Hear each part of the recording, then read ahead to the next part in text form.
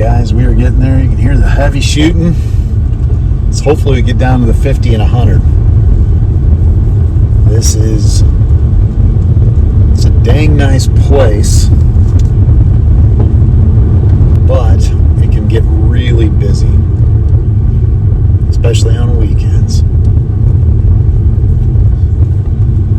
We're here. So the deal is just to get groups. I'm not looking for anything crazy great. I just want some halfway decent groups. The wind's not really an issue right now, so we should be able to get half-inch, 3/4 inch groups at 50, 55 yards. No problem if the shooting. I'm going to start with the javelins, and then when I run out of those, I'll start with the Zans and then some Nielsen's and some other like JSP knockouts and all that stuff. But yeah, let's get set up and make this happen, Captain. You guys can see right over there in the corner. That's the 55. So let's get rocking.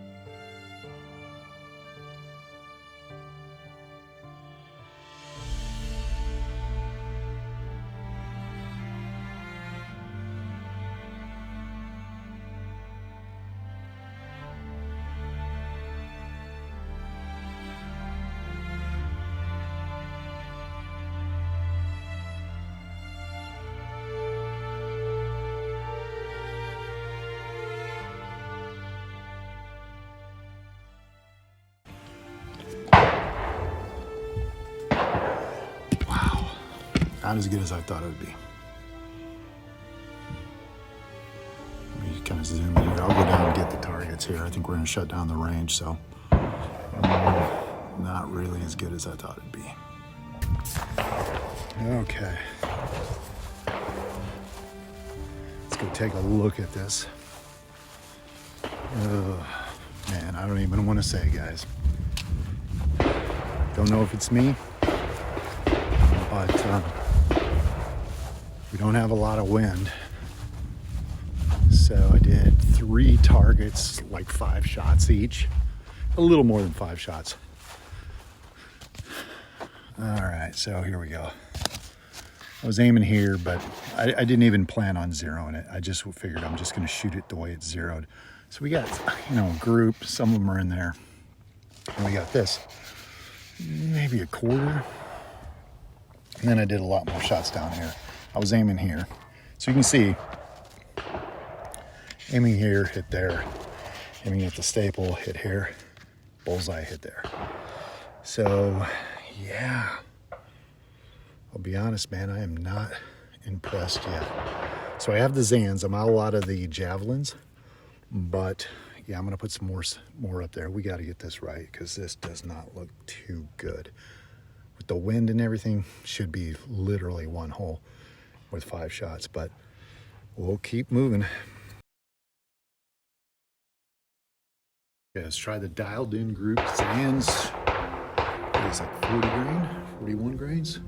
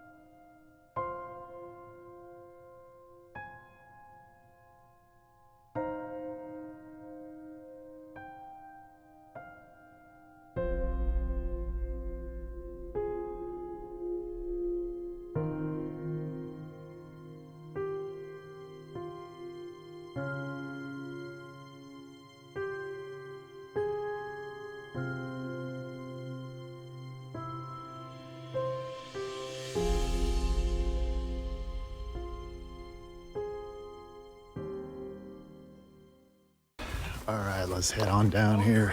We'll call it a day. Got a lot of data to process, guys. Results, yeah, not as good as I was looking for, but that's part of the shooting thing. I think we have something to work with, but I think we shot enough targets here. Gonna give the groups, yeah. Let's get back home and digest all this stuff.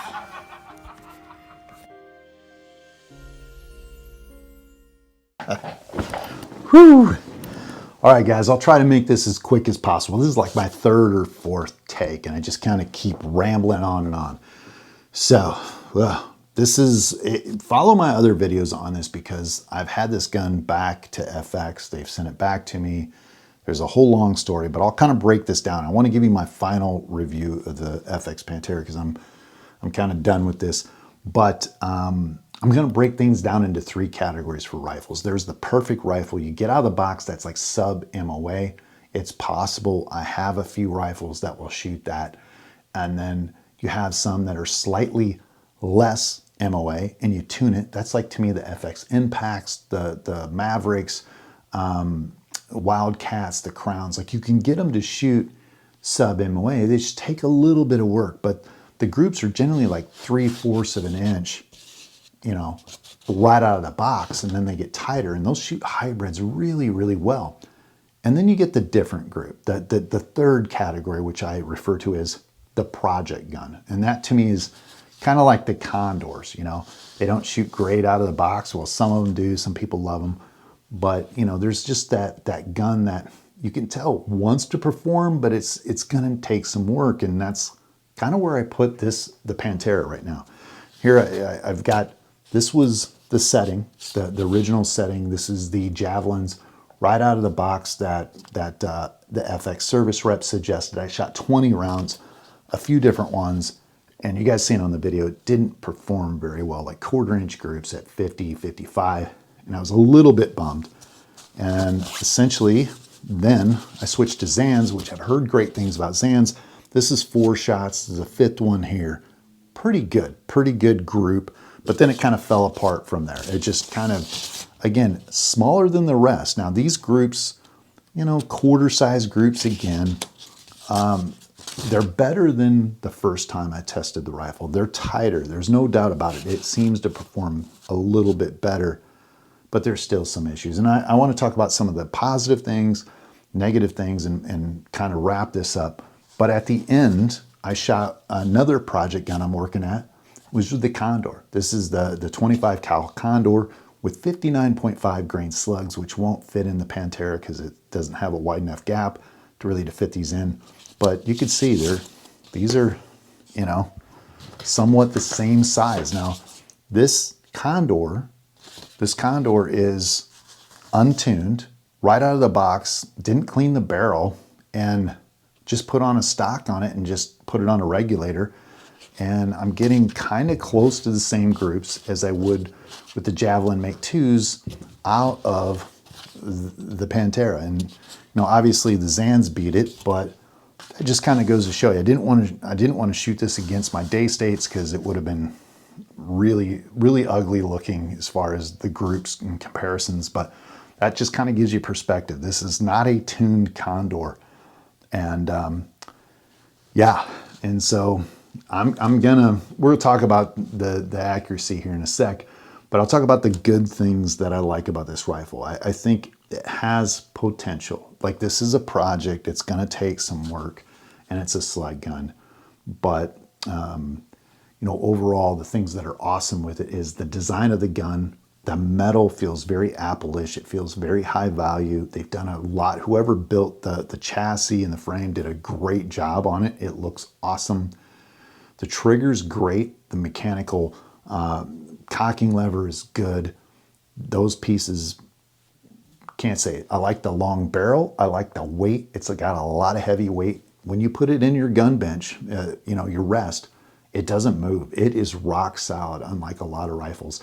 And then the fact that you got a slow shot cycle, it seems to stay there, and that. Now for some of the negative things. Let me see here. Out of the box, it is loud and it's long. So it's very long. You put a can on it, and a sound moderator is going to be very long in addition to that. But if you don't have that on there, it's really loud, like hearing protection loud from what I was using. Has a lot, you know, doesn't have a whole lot of air. It's 330 cc's of air or something like that.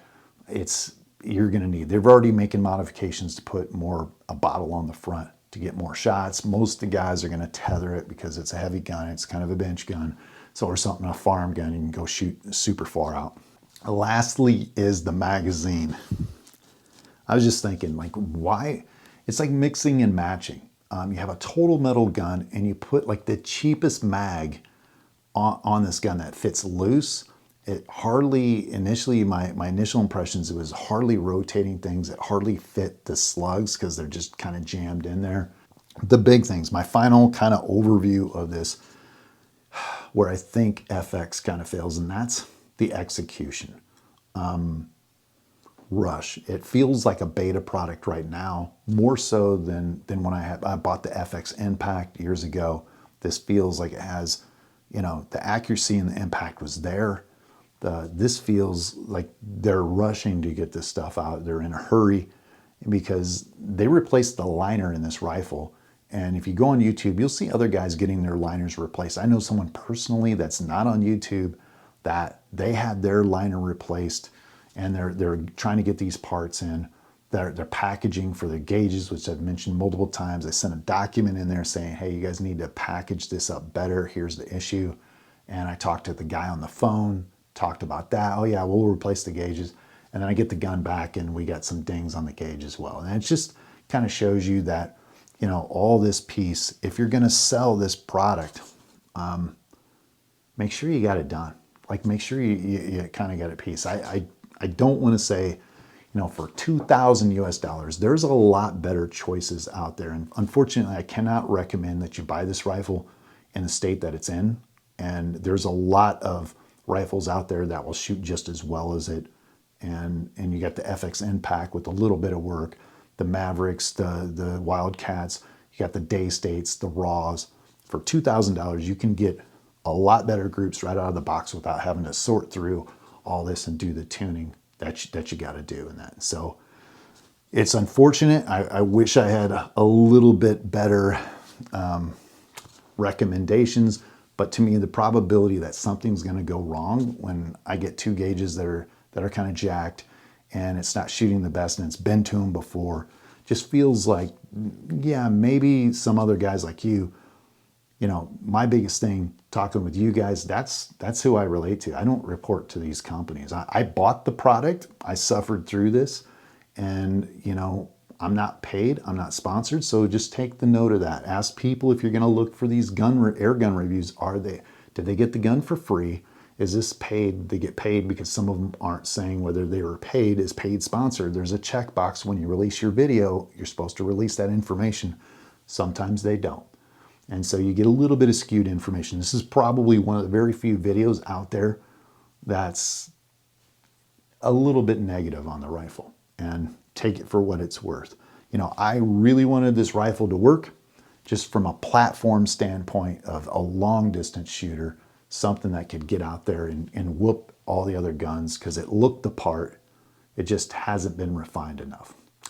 And so there you go, guys. Comments, questions below. Hopefully I'll see you next week.